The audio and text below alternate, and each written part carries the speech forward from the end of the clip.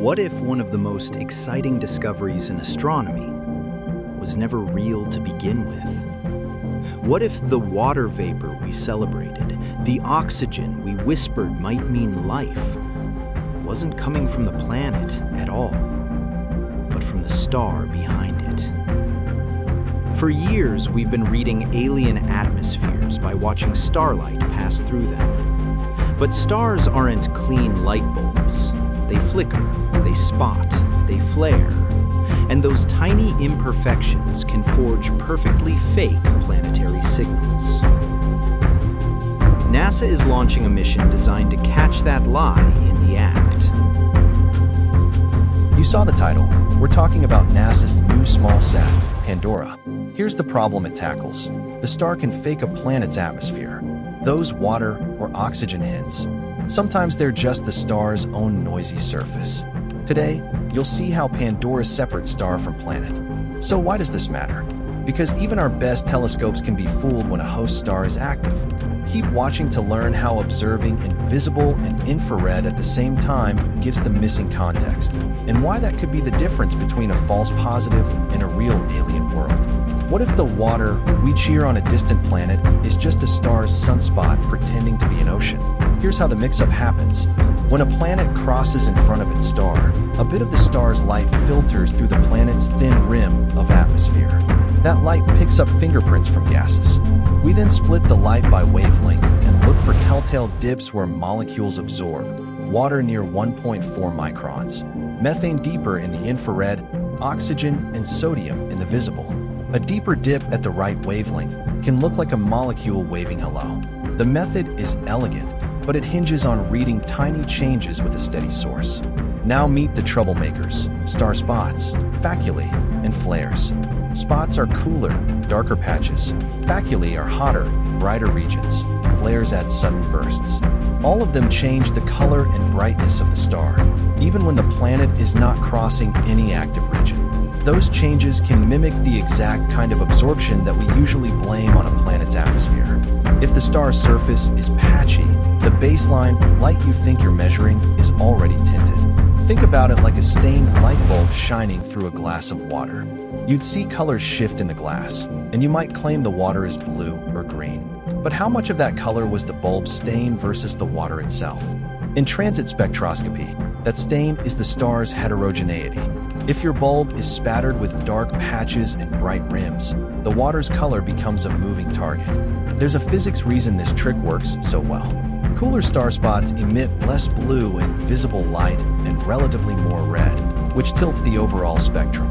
If a fraction of the stellar disk is spotted, but the planet doesn't pass over those spots, unocculted star spots, the star appears redder and dimmer than a clean photosphere.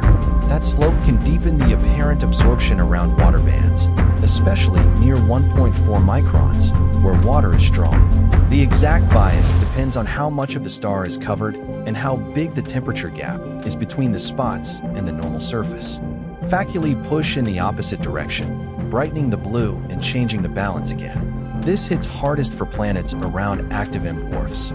These small stars often carry large spot coverage and strong magnetic activity.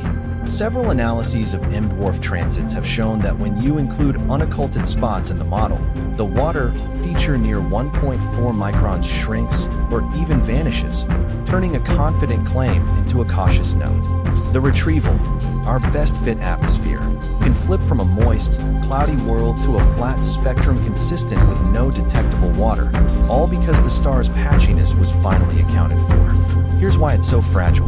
Transit spectroscopy chases signals of tens of parts per million. That's like trying to weigh a fly on a bathroom scale. A small, slow change in the star's light across the transit can shift those ppm by the same amount as a real atmospheric line. You might attribute a dip to water when the star's spots were simply drifting in and out of view or rotating under the limb. Even a mild flare right before or after the transit can warp your baseline and reshape the spectrum. There's a way to catch the star in the act. If you watch in the visible and the infrared at the same time, you get two levers.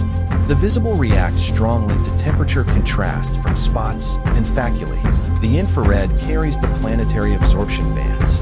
Track both during the same transit, and you can separate the star's color swing from the planet's spectral fingerprint in real time. That's the promise of a dedicated SmallSat tuned for simultaneous channels, with steady, long stares before, during, and after the crossing. The bottom line is blunt. If you don't correct the star, thousands of atmospheric hints on the books, especially around active, cool hosts, could be skewed or plain wrong. So how do you catch a star in the act? Live while a planet transits. Enter Pandora. Bigger isn't smarter. So why can a 6.5-meter mirror still misread a noisy star? JWST is a master of infrared detail. It can measure tiny dips in starlight across precise wavelengths and map out the shape of an exoplanet spectrum with stunning sensitivity. But during a single transit, it often collects only the infrared side of the story. Without simultaneous visible light on that same event, you lose the best handle on whether starspots or faculae were tinting the source while the planet crossed. You get a beautiful spectrum, yes, but not the full context of what the star was doing in that moment. That context matters because stars do not sit still. Spots rotate into view, faculae shift the color balance, and small flares can bump the brightness by just enough to mimic or mute a planetary feature. A transit lasts hours, and those hours line up with the timescales of stellar variability. If you later try to stitch together a visible dataset taken on a different night, or even a different season, you risk baking in a bias that looks like a molecule. You think you solved the baseline, but the star you calibrated against wasn't the one the planet actually crossed. Visible wavelengths are where temperature contrasts shout. Cooler spots dim the blue strongly, while faculae lift it. That steep color response in the visible is a direct tracer of how patchy the stellar disk is at the time of transit. Meanwhile, the infrared is where the planet's atmospheric bands stand out. Water near 1.4 microns, carbon-bearing features deeper out. If you want to separate the star's color swing from the planet's absorption, you need both channels watching the same transit, locked to the same clock, with no gaps. Enter Pandora. It's a NASA SmallSat purpose-built to stare at one system and record the visible and infrared together. No scheduling gymnastics across facilities, no guessing whether the star looked the same last month. Pandora's job is to follow the star and planet as a single scene, so the interpretation doesn't depend on assumptions about what the star might have been doing. Under the hood, Pandora runs dual-channel photometry and spectrophotometry. The visible arm tracks subtle brightness and color changes that reveal spot and facula coverage in real time. The infrared arm measures the depth and shape of the atmospheric features. Feed both streams into a joint retrieval, and the model can marginalize the stellar signals instead of pretending they're not there. You don't have to remove the star perfectly. You just need to account for its behavior while you fit the planet. A typical observation starts before the transit to establish a clean baseline. Pandora watches the star's minute-by-minute variability, maps any slopes, and flags flickers that could hint at microflares. It then rides through ingress, the flat bottom, and egress, keeping the two channels synchronized. After the planet leaves, it keeps watching to capture any late bumps as active regions rotate through. That tail data matters because it anchors the baseline and shows which changes were stellar rather than planetary. Here's what that buys you. Suppose the infrared shows a dip at 1.4 microns that looks like water. At the same time, the visible light grows redder in a way consistent with unocculted spots. The retrieval uses the visible slope to correct the continuum and rescales the water band depth. What looked like a strong, wet signature relaxes to a cautious detection or even a flat line within errors. The claim changes, not because the planet changed, but because the star finally told the truth.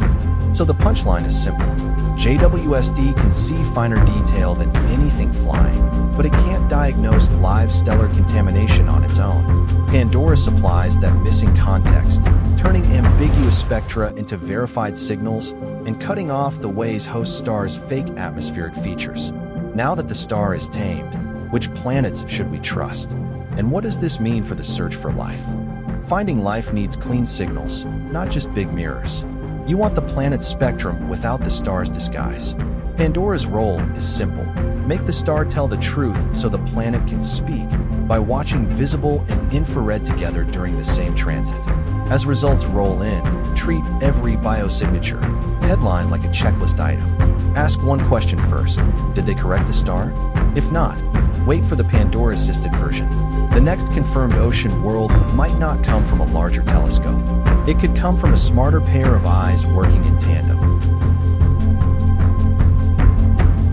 Thanks for watching.